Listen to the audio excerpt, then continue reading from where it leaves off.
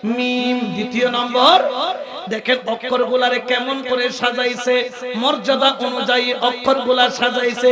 প্রথম অক্ষর আলিফ, আলিফ দ্বারা আল্লাহ, কারণ আল্লাহ চাইতে বড় কেউ, আল্লাহর পরে যিনি সম্মানের অধিকারী, যিনি রহমতের অধিকারী, আল্লাহ যাকে রহমতুল লিল আলামিন করেছেন, মিম দ্বারা হচ্ছে মুহাম্মাদুর রাসূলুল্লাহ সাল্লাল্লাহু আলাইহি ওয়াসাল্লাম। বড় করে বলেন সুবহানাল্লাহ। এখন আল্লাহকে মানে, কিন্তু আমাদের সমাজে কতগুলো আছে নবীকে মানে, কেমন কয় নবী আমার মতো তোমার মতো, নাউজুবিল্লাহ বলবেন না। নবীকে আমার মতো বলা যাবে? জোরে বলেন না যাবে? এই জন্য সুন্নিরা বলেন লামিয়াতি নাযিরু কাফি নাযরিন মিসলে তুনা শুধু পে দা জানা। সুবহানাল্লাহ বলেন না। আমার নবীর সাথে কাউকে তুলনা করা যাবে? জোরে বলেন না যাবে? আলিফ দ্বারা আল্লাহ, মিম দ্বারা মুস্তাফা, মিম দ্বারা। আচ্ছা বলেন তো আমরা মুস্তাফাকে মানি কি মানি না? জোরে বলেন না মানি কি মানি না? তবে মরা নবী মানি না, জিন্দা। আরো জোরে বলেন মরা না জিন্দা? আমার নবীকে মরা বলা যাবে? জোরে বলেন না যাবে? যারা নবীকে মরা বলে তাদের অন্তর মরা, তাদের কলব মরা, ঠিক কি না? এই জন্য হাদিস শরীফের মধ্যে আছে, এটা আমার কথা নয়, ইবনে মাজাহ শরীফের হাদিস, দয়াল নবী রাহমাতুল লিল আলামিনের সাহাবী হযরত আবু দারদা রাদিয়াল্লাহু তাআলা থেকে riwayat। সুবহানাল্লাহ। আমি হাদিসটা পড়ার পরে জোরে সুবহানাল্লাহ কইতে পারবেন না, কারণ আজকে প্রমাণ হবে আমরা সুন্নিরা যে মুস্তাফাকে মানি, জিন্দা মানি, এটার প্রমাণ হয়ে যাবে। দেখে একটু টেস্টিং হয়ে যাক, উচ্চ আওয়াজে বলেন সুবহানাল্লাহ। ব্যাটারিতে চার্জ আছে? আছে আছে, চার্জ এখনো ফুল। আমার সাথে একটু সবাই বলেন ওয়া আন আবি দারদা। হাদিস শরীফটা পড়লে সওয়াব পাবেন না? এমনি কি ঘরে পড়তে পারবেন না? আমার সাথে একটু পড়েন, সওয়াবটা নিয়ে নেন। ওয়া আন আবি দারদা রাদিয়াল্লাহু তাআলা قال قال رسول الله صلى الله عليه وسلم إن الله حرم على الأرض أن تأكل أسجاد الأنبياء فنبي الله حي يرزق। এবার উচ্চ আওয়াজে বলেন সুবহানাল্লাহ। হুজুর আরবি না পড়াইলেন, আমরা তো আরবি বুঝি, বাংলা কইলে কলিজা ঠান্ডা হবে কি হবে না? জোরে বলেন না হবে কি হবে না? আমরা সুন্নিরা যারা মিলাদুন নবী করি, আমরা কি মরা নবীর করি না জিন্দা নবী? জোরে বলেন না কি নবী? আমার নবী মরা নবী না হায়াতুন নবী? এই জন্য আমরা বলি হায়াতুন নবীর জুলুস সফল করুন, হায়াতুন নবীর জুলুস। বলে কি বলে না? এই যে আমরা হায়াতুন নবী বলি, মিম দ্বারা মুস্তাফাকে মানি, আমরা মানি জিন্দা, তারা বলে মরা। কেন জিন্দা বলি? এটা আমার কথা নয়, ইবনে মাজাহ শরীফের হাদিস, হযরত আবু দারদা থেকে riwayat। ইন্নাল্লাহা হাররামা আলাল আরদি আন তাকুলা আসজাদাল আম্বিয়া। আমার নবী বলেন প্রত্যেক নবীর জন্য আল্লাহ হারাম করেছেন জমিনকে। ও জমিন, তোর জন্য হারাম করে দিলাম। নেতা গেলে গিলা খাবি, মন্ত্রী গেলে খাবি, আওয়াম গেলে খাবি, রিকশাওয়ালা গেলে খাবি। এই জন্য মরার পরে শরীর পচে যায়, কিন্তু যখন পয়গম্বর রওজার মধ্যে দাফন করা হয়, আমার আল্লাহ বলেন ও মাটি, তোর জন্য আমি হারাম করলাম পয়গম্বরের শরীর খাওয়া। কারণ কি জানো? ফানবী আল্লাহি হাইয়ুন, কারণ আল্লাহর নবী রওজার মধ্যে জিন্দা। সুবহানাল্লাহ বলেন না? নবী মরা না জিন্দা? আরো জোরে বলেন না মরা না জিন্দা? তাহলে আমরা মুস্তাফাকে মানার মতো মানি কিনা? জোরে বলেন না মরা নবী মানি না জিন্দা নবী? এই জন্য সুন্নিরা ইমানদার হওয়ার হক রাখে কিনা? আরো জোরে বলেন রাখে কিনা? এই জন্য সুন্নিদেরকে ইমানদার নয় বলা যাবে? জোরে বলেন না যাবে? এই জন্য সুন্নিরা বলেন সবসে আওলা वो आला हमारा नबी सबसे बाला वो आला सबसे औला वो आला हमारा नबी सबसे बाला वो आला हमारा नबी सुबहानाल्लाह বলেন না? তাহলে অক্ষর হলো কয়টা? পাঁচটা। বলেন না কয়টা? প্রথম অক্ষর কি? আলিফ দ্বারা আর মিম দ্বারা মুস্তাফা, মিম দ্বারা। তবে মুস্তাফাকে মানার মতো মানতে হবে। আমরা সুন্নিরা নবীকে জিন্দা মানি, কিন্তু আমাদের কতগুলা ভাই আছে তারা বলেন নবী নাকি মরা। জোরে কইতেন না নাউজুবিল্লাহ? সব বাড়ি যাইয়া কইয়ে নাউজুবিল্লাহ। এরকম আসেনি নাই? আরো জোরে বলেন না আসেনি নাই? এখন বলেন তো, আমরা যারা জিন্দা নবী বলছি, শুধু কি আমার নবী জিন্দা এটার মধ্যে সীমাবদ্ধ, নাকি দয়াল নবী রহমাতুল লিল আলামিনকে আল্লাহ পাক রব্বুল আলামিন আরো ক্ষমতা দিছে কি দেয় নাই? জোরে বলেন না, দিছে কি দেয় নাই? আমার নবী হাজির নাজির কিনা? জোরে কোন না? এক আমাগো চট্টগ্রামে এক মৌলবী কই নবী যদি হাজির নাজির হয়, নবী কই স্টেজে তো নবী দেখা যায় না। নাউজুবিল্লাহ বলবেন না? হেতে কয় মনো চেয়ারের তলে নবী লুকায় আছে। নাউজুবিল্লাহ বলবেন না? যে অন্ধ তার জন্য নবী গায়েব, আর যার কলব জিন্দা তার জন্য নবী হাজির। বলেন না নবী? আরো জোরে বলেন না নবী? আমার কামলি বলেন নবী কেমন নবী, কেমন নবী জানো?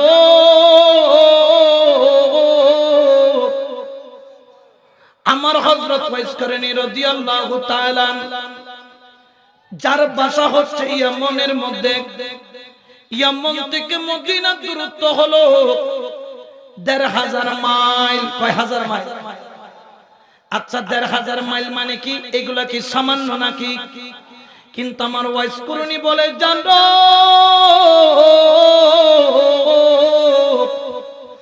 আমি চামড়ার চোখে জীবনে কোনোদিন নবী দেখি নাই, কিন্তু আমি ওয়াইস করনী আল্লাহর জাতের কসম করে বলি, আমার নবীর কয়টা চুল মুবারক সাদা, আমার নবীর কয়টা দাড়ি মুবারক সাদা, আমার নবীর ভোর মুবারক জোড়া নাকি খোলা, কেউ বলতে পারুক আর না পারুক, আমি ওয়াইস করনী বলতে পারি। সুবহানাল্লাহ বলেন না?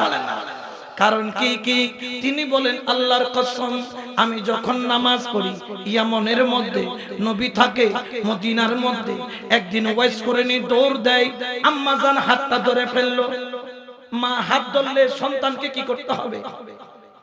মায়ের কথা মানতে হইব, ঠিক কি না? এখনকার ফোলা ফান্ডা তো বিয়া করলে আগে মায়েরে কি করে? ঘাড় দইরা, ঠিক কি না?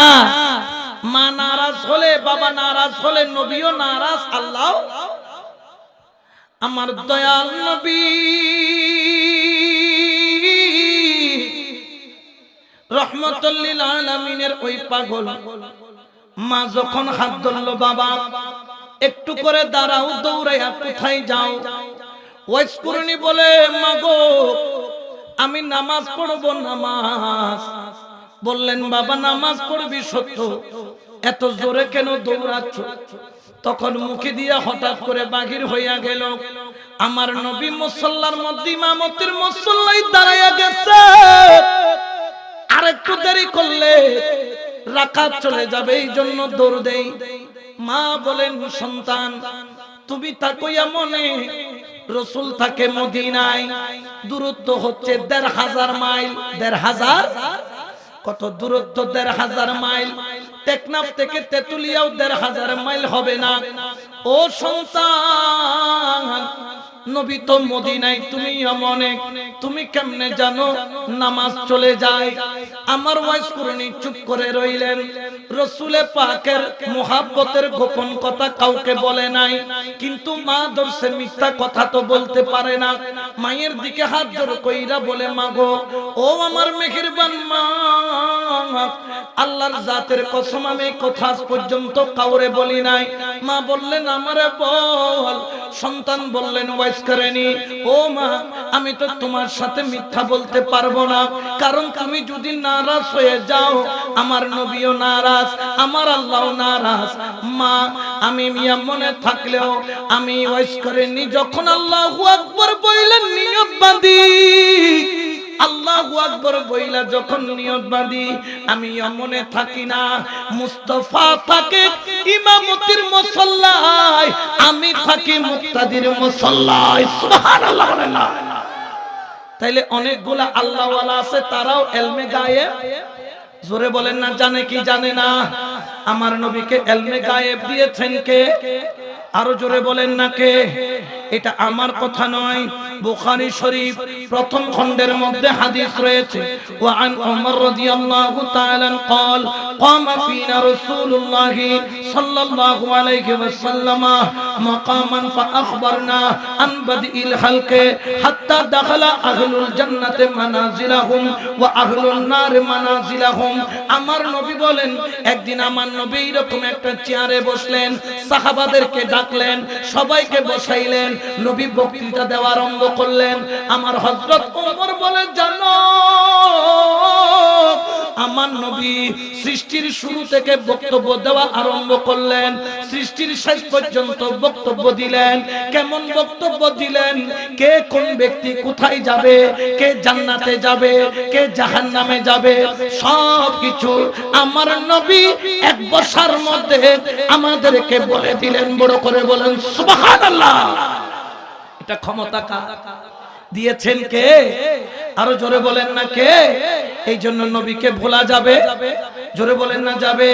এই জন্য সুন্নিরা বলেন, মদিনা মদিনা আশিক মুমিনের ঠিকানা, বলো না মদিনা মদিনা আশিক মুমিন। হায় হায় দিদার চেয়ে কাঁদো তোমরা, দিদার চেয়ে কাঁদো তোমরা, হও না নবীর দিওয়ানা। মদিনা মদিনা আশিক বলো না মদিনা মদিনা আশিক সালাতুন ইয়া রাসূলুল্লাহ।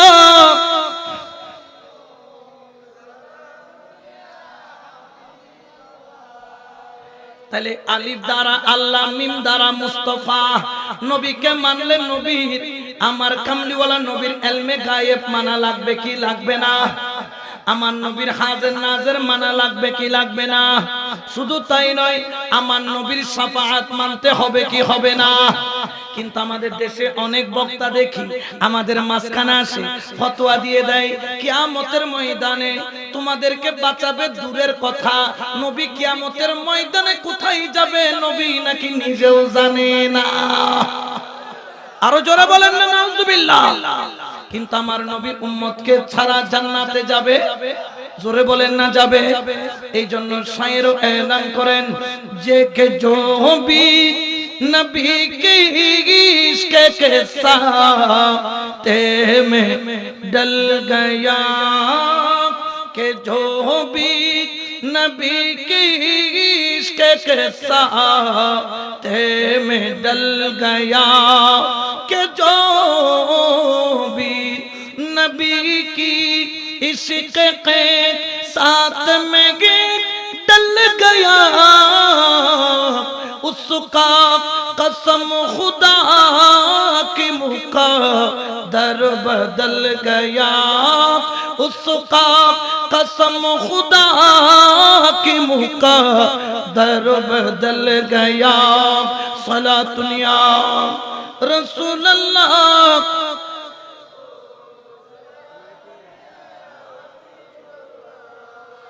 আম্মা জান আয়েশা সিদ্দিকা রাদিয়াল্লাহু তাআলা আনহা আমার নবীর বিবি জান, আমাদের আম্মা জান একদিন আমার নবীর দিকে মোহাব্বতের নজরে তাকায় আছে। সুবহানাল্লাহ।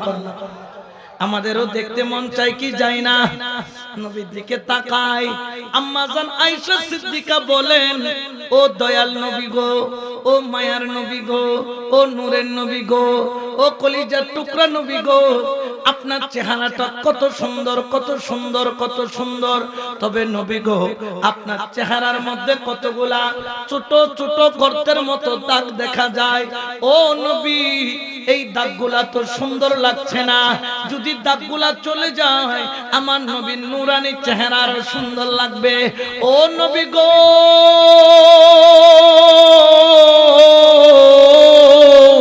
আপনি একটু আল্লাহর কাছে দোয়া করেন যাতে আপনার দাগগুলা মুছে যায়, মুছে যায়। দেখে এই কথা বলা দেরি, আমার নবীর চোখ দিয়া জোর জোর করে পানি পড়তে দেরি হয় না। নবী যখন কান্দে আম্মা জান আয়েশাও কান্দে। নবীর চোখ মুবারক মুছা দিয়া বলে, নবী গো, আপনি কেন কান্দেন? নবী পাক বললেন, আয়েশা, আজকে যে আমার মুখের দাগের কথা বললা, এই দাগগুলার কথা মনে হইলে আমি নবীর চোখ দিয়া জরজরায়া পানি পড়ে। আম্মা জান আয়েশা বললেন, নবী গো, এই দুঃখের দাগগুলা যদি মুছে যায় আপনার চেহারা বড় সুন্দর লাগবে। আপনার দোয়া তো আল্লাহর দরবারে কবুল। আপনি একটু আল্লাহর দরবারে ফরিয়াদ করেন এই দাগগুলা যেন চলে যায়। দেখে নবী আরো জোরে জোরে জোরে জোরে কান্দে। নবীর চোখের পানি সহ্য করতে না পেরে আম্মা জান আয়েশা বললেন, নবী গো, আমি কি আপনাকে কষ্ট দিলাম? আমার নবী বলেন, আয়েশা, তুমি আমারে কষ্ট দাও নাই, তবে আমার কষ্টের দিনের কথা মনে করাইয়া দিছো। ইয়া রাসূলুল্লাহ, কোন কষ্টের কথা? বলে, আয়েশা জানো, আমি নবী কলমার দাওয়াত নিয়া একটা জায়গার মধ্যে গিয়েছিলাম, যেই জায়গার নাম হলো তায়েফের ময়দান। কিসের ময়দান? আরো জোরে বলেন না, কিসের ময়দান? আমরা তো নবীর প্রেম নিয়ে মাহফিলে বসতে পারি না।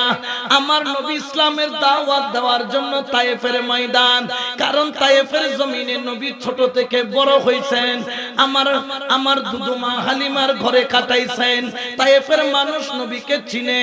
আমার নবী তায়েফের মধ্যে গেলেন, চারিদিকে রব উঠে গেল, আল আমিন এসেছে, আল আমিন এসেছে, আল আমিন এসেছে।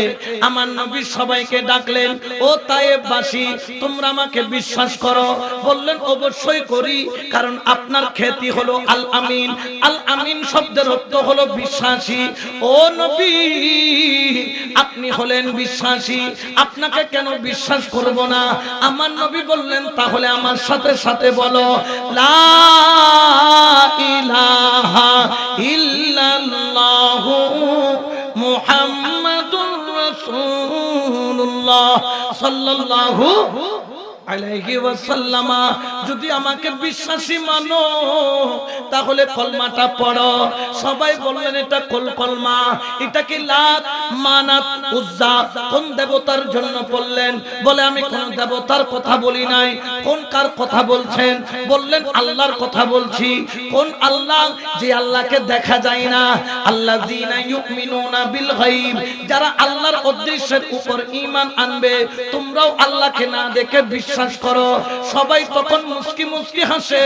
তায়েফবাসীরা সবাই মিলে রাসূলে পাকের পিছনে ছোট ছোট বাচ্চা লাগায়া দিল। সবাইকে বলল, যাও যাও যাও, এলাকার মধ্যে যত পাথর আছে খুঁজে নিয়ে আসো। সমস্ত পাথর তুলির মধ্যে জমা করলো, সবাইকে লাগায়া দিল। বলে, যাও যাও, তোমরা সবাই নবীকে পাগল পাগল পাগল পাগল বলে বলে পাথর মারতে মারতে তায়েফ থেকে বের করে দাও। এই বলা দেরি, আমার নবীকে পাথর মারতে দেরি হয় না। আমার নবীকে এমন ভাবে বৃষ্টির মতো পাথর মারে, আসমান থেকে যেইভাবে বৃষ্টি পড়লে মানুষ ভিজে যায়, পাথরের আঘাত যখন পড়ে, চোক্কা চোক্কা পাথর যখন নবীর মাথায় পড়ে, ঠাং করে পাথর পড়া দেরি, আমার নবীর মাথা ফাটতে দেরি নাই, আমার নবীর শরীর ছিঁড়তে দেরি নাই। পাথরের আঘাতে নবীর হাড় ভাঙে, নবীর গোশত ছিঁড়ে জর্জর করে রক্ত পড়ে, আমার নবীর সাদা জামা লাল হয়ে গেল। সুবহানাল্লাহ বলে না। আমার নবী তায়েফের ময়দানে কত দুয়ারে দুয়ারে গেল, যেই দুয়ারগুলা নবীর জন্য খোলা থাকতো, দেখা যায় আজকে একটা দুয়ারও নবীর জন্য খুলে না, খুলে না, খুলে না। আমার নবীরে পাথর মারে, নবীর গায়ে থেকে জোর জোরাইয়া রক্ত ঝরে, পাথর মারে নবীরে, আর ছটফট করে আমার আল্লাহ, আমার আল্লাহর আরশের মধ্যে ছটফট করে। আমার নবীর সাদা জামা পাথর মারতে মারতে রক্তে লাল হয়ে গেল। আমার নবীর পাদুকা মুবারক, জুতা মুবারক রক্তের কারণে সুপার গ্লুর মতো পায়ের সাথে লাগা গেল। আমার নবী বলেন, আয়েশা জানো, আমি যখন কলমার দাওয়াত দিতে গেলাম, বিনিময়ে আমার এমন ভাবে পাথর মারলো, আমি নবীকে 10 মাইল পর্যন্ত দৌড়াইলো, তিনবার আমি নবীকে বেহুশ করলো। পাথরের আঘাত সহ্য করতে না পাইরা আমি নবী বেহুশ হয়ে গেলাম। আবার যখন হোশ আসলো, আবার দৌড়ায়া দৌড়ায়া পাথর মারলো, আবার আমি নবী বেহুশ হইয়া গেলাম, আবার পাথর মারলো, আমি আবার বেহুশ হয়ে গেলাম। তিনবার আমি নবী বেহুশ হয়েছি তায়েফের ময়দানে। দেখে নবীও কান্দে, আম্মা জান আয়েশাও কান্দে। আমার দয়াল নবী রাহমাতাল লিল আলামিনের দিকে তাকাইয়া আম্মা জান আয়েশা বলেন, নবী গো, আমাকে ক্ষমা করবেন, দুঃখের দিনের কথা মনে করাইয়া দিছি। আমার দয়াল নবী বলেন, আয়েশা জানো, আমার চেহারার মধ্যে দাগ, হাতের মধ্যে দাগ, পিঠের মধ্যে দাগগুলা হলো ওই তায়েফের ময়দানের দাগ। এগুলা কিসের দাগ? তায়েফের ময়দানে। আল্লাহ বলছিলেন, বন্ধু তুমি শুধু একটু হাত তুলে বদদুয়া করো, শুধু তায়েফের ময়দানটা ডাইরেক্ট যেভাবে পাতিল উল্টায়া দেয়, আমি জমিনটাকে কি করে দিব। কিন্তু নবী বদদুয়া করছেন না দোয়া করছেন? আমাদের আওলাদে রাসূলদেরকে যারা ঘৃণা করে, আমরা তাদের জন্য কখনো বদদুয়া, আমরা শত্রুর জন্য কি করি? দোয়া করি। এটা মুস্তাফার সুন্নাত। সুবহানাল্লাহ বলেন না? তো আমার কামলিওয়ালা নবী রাহমাতাল লিল আলামিন বললেন, আয়েশা এইগুলা হলো সেই দাগ। আম্মা জান বললেন, নবী গো, দাগগুলা যদি চলে যায়, দাগগুলা যদি মুছে যায়, আপনারা দুঃখের কথা মনে পড়বে না। দেখে আমার নবী আরো জোরে জোরে চোখের পানি ছাড়েন। আম্মা জান আয়েশা বললেন, নবী গো, আমি কি ভুল বললাম? আমার নবী বলেন, না গো আয়েশা, ভুল বলো না, কিন্তু আমি দোয়া তো করব না দাগগুলা মুছার জন্য। কেন গো নবী?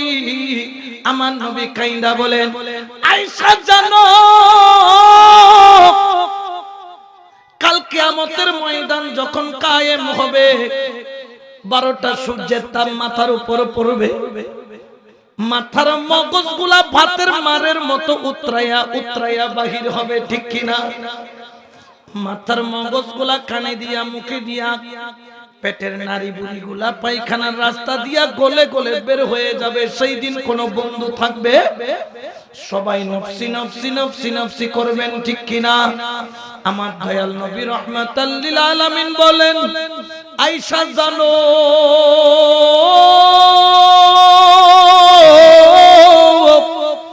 আল্লাহ যখন কাহারুন সূরত ধারণ করবে, আমি আল্লাহর দরবারে সিজদায় পড়ে হু করে কেঁদে বলবো, রব্বি হাবলি উম্মতি। উম্মতি বইলা যখন কাইদা দিব, আল্লাহ বলবেন, ইরফা রাসাক, ও বন্ধু তোমার মাথাখানা তুলো, মাথাখানা তুলো। আমি আল্লাহর দরবারে বলবো, আমার রব্বুল আলামিন, আমার উম্মত কষ্ট পায়, আমি নবী তো সহ্য করতে পারি না। আমার উম্মত দাউ দাউ কইরা চলে, আমি নবী সহ্য করতে পারি না। আমার আল্লাহর কাহারুন সূরত আমার নবী ভাঙাবেন কিভাবে? আমার নবী এক একটা দাগ, তায়েফের ময়দানের পাথরের দাগ, তায়েফের ময়দানের আঘাতের দাগ আমার নবী দেখাবেন আল্লাহর দরবারে। ও আল্লাহ, দেখো দেখো দেখো দেখো, তোমার কলমার প্রচার করতে গিয়ে এইখানে আঘাত পাইছি, এইখানে আঘাত পাইছি, এইখানে আঘাত পাইছি, এইখানে আঘাত পাইছি, এই জায়গায় আঘাত পাইছি। আল্লাহ, আজকে আঘাতের বিনিময়ে চাই। আমার আল্লাহ বলবেন, বন্ধু তুমি চাও, তুমি চাওয়ার দেরি, আমি আল্লাহ দিতে দেরি করব না। তুমি খোঁজার দেরি, আমি আল্লাহ তা করতে দেরি করব না। আমার নবী বলেন, আয়েশা জানো, আমি এক একটা দাগ আল্লাহরে দেখাবো, আর এক একটা দাগের বিনিময়ে আমার কোটি কোটি গুনাহগার উম্মতকে জান্নাতি বানাবো। সুবহানাল্লাহ।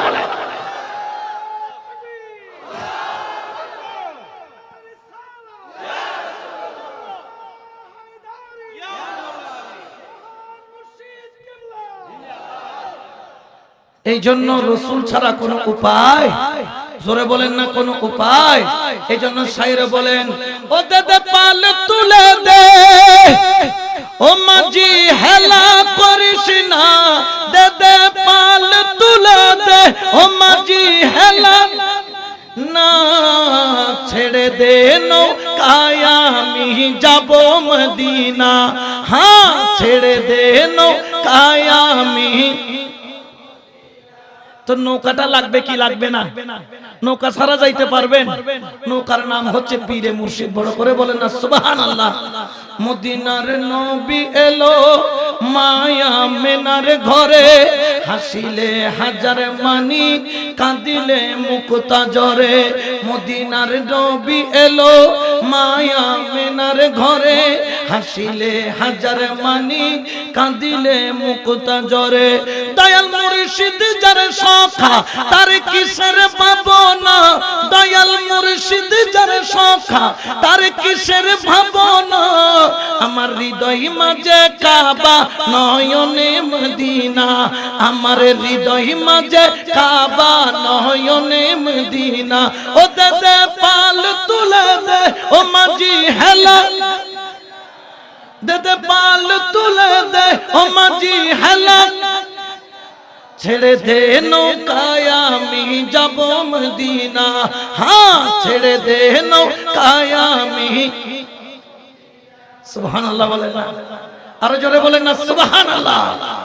এই জন্য জানো জানো, হাদিস শরীফের মধ্যে রয়েছে, তিরমিজি শরীফের মধ্যে আছে, মিশকাত শরীফের মধ্যে আছে, হযরত জাবের রাদিয়াল্লাহু তাআলা থেকে রিওয়ায়াত, জাবের বিন আব্দুল্লাহ রাদিয়াল্লাহু তাআলা থেকে রিওয়ায়াত ঘোষণা করতেছেন, قال رسول الله صلى الله عليه وسلم شفاعتي لأهل الكبائر من امتي।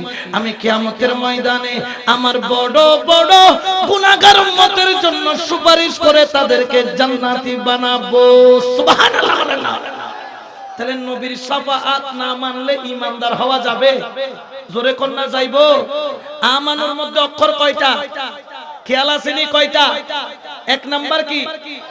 আলিফ দ্বারা, আল্লাহ কোন না আলিফ দ্বারা, মিম মিম দ্বারা মুহাম্মাদুর রাসূলুল্লাহ সাল্লাল্লাহু। কিন্তু মুস্তাফাকে মানার মধ্যে বেশ কম আছে না নাই? এখন কদরি কয় নবী কিয়ামতের ময়দানে নবী কোন দিকে যাইবেন নবী নিজেও জানে না। জোরে কোন না নাউজুবিল্লাহ। এরা কখন ইমানদার হতে পারে? জোরে বলেন না পারে? শুধু নবী নয়, কিয়ামতের ময়দানে যারা নবীর বংশধর তারাও সুপারিশ করবে। এই যে পীর ধরছেন, মুর্শিদ ধরছেন, ইনারা কি খাইলা যাইবো নাকি মুরিদদের সাথে নিয়া কিয়ামতের ময়দানে? ইবনে মাজাহ শরীফের হাদিস, হযরত উসমান বিন আফফান রাদিয়াল্লাহু তাআলা আনহু থেকে রিওয়ায়াত قال رسول الله صلى الله عليه وسلم يشفع يوم القيامه ثلاثه। কিয়ামতের ময়দানে তিন প্রকার ব্যক্তি সুপারিশ করবে। এক নাম্বার হলো আল আম্বিয়া সুম্মাল উলামা ওয়াস শুহাদা। এক নাম্বার হলো আম্বিয়া, দুই নাম্বার হলো ওলি আল্লাহ, তিন নাম্বার হলো শুহাদা। বড় করে বলেন না সুবহানাল্লাহ। খালি নবী করব না, নবীর গোলামরাও জোরে বলেন না নবীর গোলামরাও সুপারিশ করবে কি করবে না? এই জন্য যারা মুর্শিদওয়ালা তাদের দাম আসেনি নাই।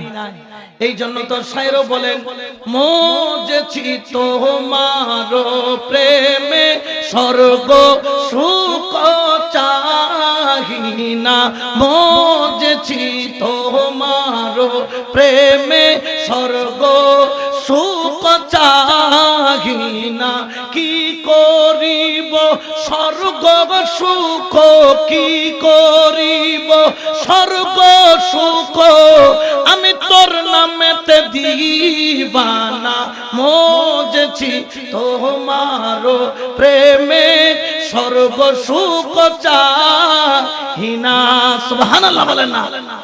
বালাখানা হুরো দলে চাহিব না আঁখি মেলে, বালাখানা হুরো দলে মুর্শিদ চাহিব না আঁখি মেলে, তোমার দাগ মান তলে, তোমার দাগ মান তলে দাসগণের ঠিকানা। সুবহানাল্লাহ বলেন না। দেখবেন মুর্শিদের দিকে তাকায়া থাকবেন, আশেকরা বলে আমি হুর গেলমাইগুলোর দিকে তাকাবো না, কারণ আমি আমার মাওলার দিকে তাকায়া থাকি। কারণ এই ক্ষমতা দিয়েছেন কে? কিন্তু বর্তমানে বেজার হয়ে গেছে মোল্লা, ঠিক কি না? ক্ষমতা দিয়েছেন কে? বেজার হয়ে গেছে। এখন মোল্লারটা মানবেন না আল্লাহটা? জোরে কোন না কাটটা মানবো? আল্লাহটা না মাইনা কোন উপায় আছে?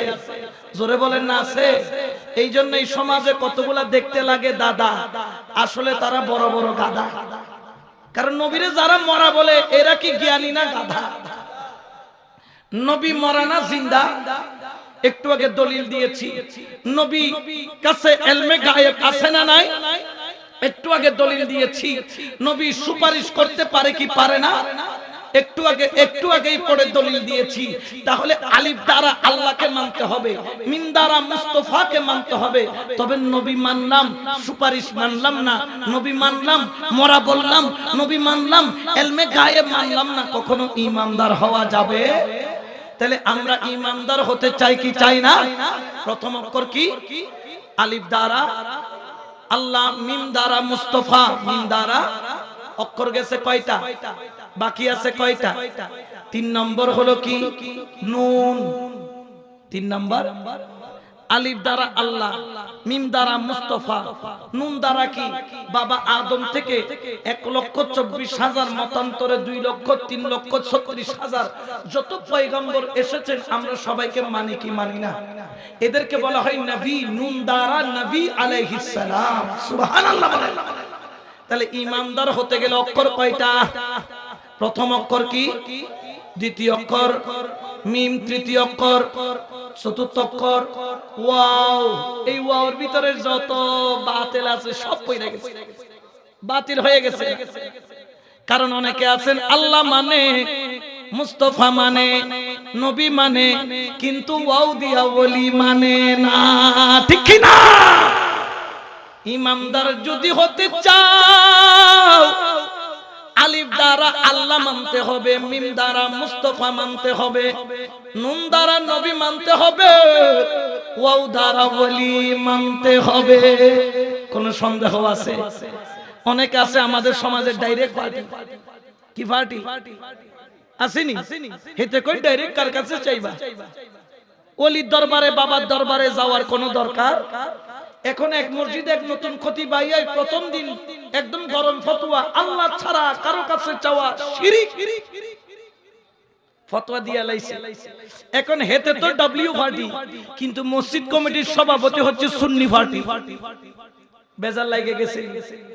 হুজুর এখন ফতোয়া তো দিছে, সুন্নিরা তো আদবওয়ালা, কি ওয়ালা? তারা কিছু বলে নাই। একটা কথা আছে, উস্তাদের মায়ের শেষ রাইতে, ওই যে ফাঁসই মেয়ে দিছে শেষ রাইতে, এরকম আর কি, উস্তাদের মায়ের শেষ রাইতে। এখন ডাইরেক্ট পার্টি ফতোয়া দিছে।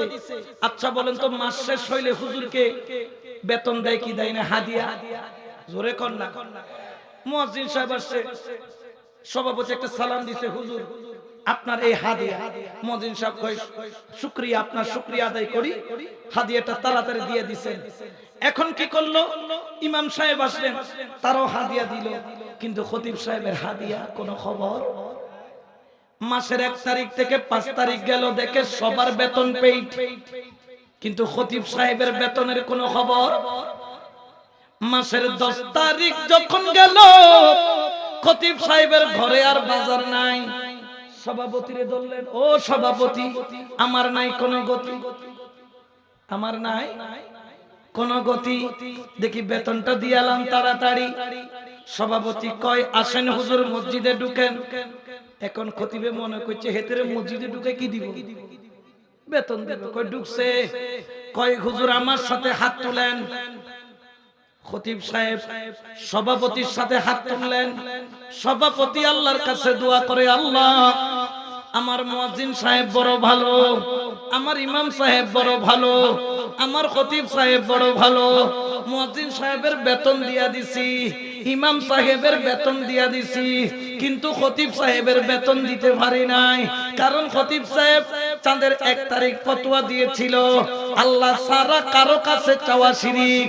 ও আল্লাহ, আমি বেতন দিতে চাইলেও, আমার মন দিতে চাইলেও, কিন্তু বেতন তো দিতে পারি না, কারণ আল্লাহ তুমি ছাড়া যদি আমি বেতন দেই শিরিক হইয়া যাইব। ঠিক কি না? এখন সভাপতি বাইজা গেছে, কয় না সভাপতি, এই আপনি বেতন দিয়া লাইবেন আর কি? কয় রে মাতিচ্ছা, এটা মসজিদ কার? কয় আল্লাহর। তো বেতন কেডাই দিব? তুই না কইছস আল্লাহ ছাড়া কারো কাছে চাওয়া। হেতে বাইছেনি, বাইজা গেছেনি, হেতের ভেসে আর জনের জন্য গাঁতটা কইলে নিজেই হরে। এখন খতিব সাহেব কোন রাস্তা পায় না। সভাপতি আরো দোয়া করে, আল্লাহ আমি হলাম গরিব, আপনি তো ধনী, গনি মানি ধনী। আল্লাহ আমার খতিবের বেতন 10,000, আল্লাহ আপনি 1 লক্ষ টাকার একটা চেক 10 গুণ বাড়াইয়া, কয় গুণ? 10 গুণ বাড়াইয়া 1 লক্ষ টাকার একটা ইসলামী ব্যাংকের চেক আসমান থেকে দফাস করে ফেলাইয়া দেন। আমার খতিব সাহেব ব্যাংকে যাইয়া টাকা ছুটাইব। খতিব সাহেব আল্লাহুম্মা আমিন বলেন। খতিব সাহেব দেন, নিজের ফতোয়ায় নিজে কি হয়ে গেছে, আটকায়া গেছে। কয় হুজুর নিচের দিকে তাকাই না, উপরের দিকে দেখেন, যদি চেক চলে যায় উড়ি। ঠিক কি না? খতিব সাহেব তারপর কয়, না রে এই সভাপতি সাহেব, আপনি মনে কথা বুঝেন নাই। কয় কি? কয় দিব আল্লাহ, আপনি ওসিলা দিব আপনি। এখন সভাপতি কয়, এইবার লাইনে আসছে মামু। এবার কি আসছে? কয় হুজুর ফতোয়াটা যে জুমার দিন দিলেন, দেওয়ার আগে যদি মনে থাকতো, আমরা যারা সুন্নি আমরা বলতেছি দিবে আল্লাহ, গাউসে পাক ওসিলা দিবে আল্লাহ, খাজা বাবা ওসিলা দিবে আল্লাহ, গাউসুল আজম মজবান্দারি ওসিলা দিবে আল্লাহ, দৌলত বাড়ি দরবার শরীফ ওসিলা দিবে আল্লাহ, শাহজালাল ওসিলা, শাহপুরান ওসিলা, কুল্লে ওলি ওসিলা। ঠিক কি না?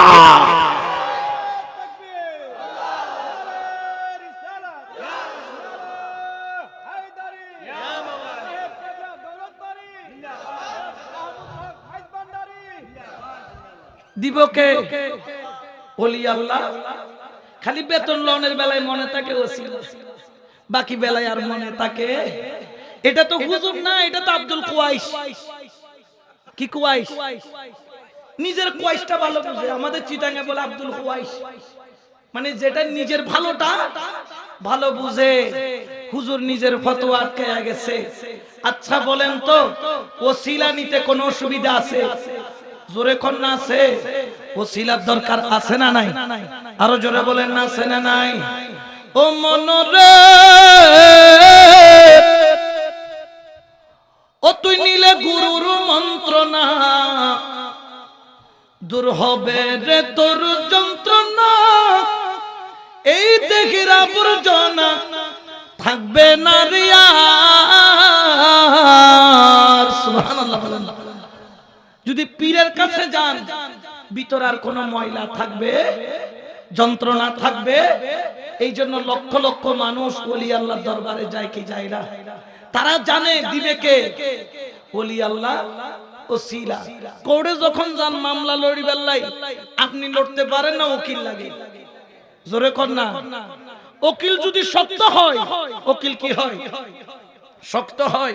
জজ সাহেবের সাথে এমন টেকনিকে কথা কয়, এমনে দেখে যে ফাঁসির আসামিও বাঁচে গেল। সুবহানাল্লাহ। ক্ষমতা কার? জোরে বলেন না কার? আল্লাহর। এই জন্য ওসিলা ছাড়া কোনো উপায়। তাহলে আমানুর মধ্যে অক্ষর কয়টা? প্রথম অক্ষর কি? দ্বিতীয় অক্ষর, তৃতীয় অক্ষর, চতুর্থ অক্ষর গেছে কয়টা? আলিফ দ্বারা আল্লাহ। জোরে কোন? আলিফ দ্বারা, মিম দ্বারা মুস্তাফা, মিম দ্বারা নুন দ্বারা নবী আলাইহিস সালাম, নুন দ্বারা, ওয়াও দ্বারা ওলি আল্লাহ, ওয়াও দ্বারা।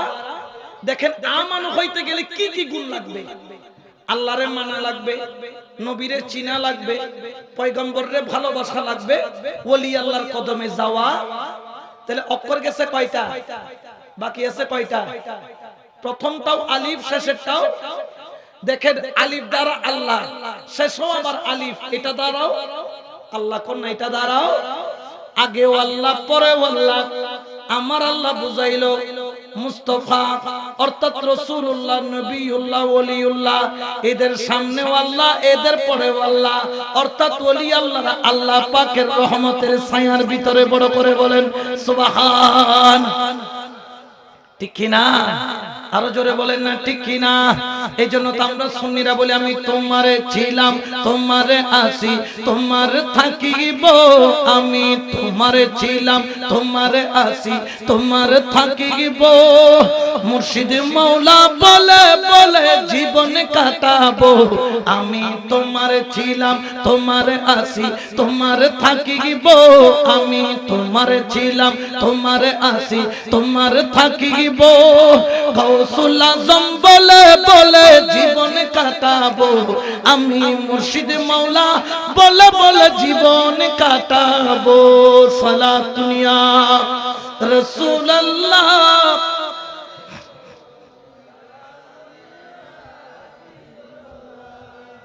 তো এখন কিছু সমাজের সুশীল মানুষ আছে, আমাদেরকে পাগল ছাগল ডাকে। ডাকেন এরা কয় পীরের পাগল, নবীর পাগল। আমরা বলি তোমার জন্য দোয়া করি, আল্লাহ তোমার মুখের মধ্যে দুই সাইডটা ইট না মাইরা ফুল চন্দন মারো। ঠিক কি না? কারণ কয়জন আছে নবীর পাগল হইতে পারে? তবে দুনিয়াতে পাগল ছাড়া কেউ, সবাই পাগল। কেউ ক্ষমতার পাগল, কেউ টাকার পাগল, কেউ জমির পাগল, কেউ নারীর পাগল, কেউ বাড়ির পাগল। আর আমরা হলাম নবীর পাগল, বলির পাগল। ঠিক কি না?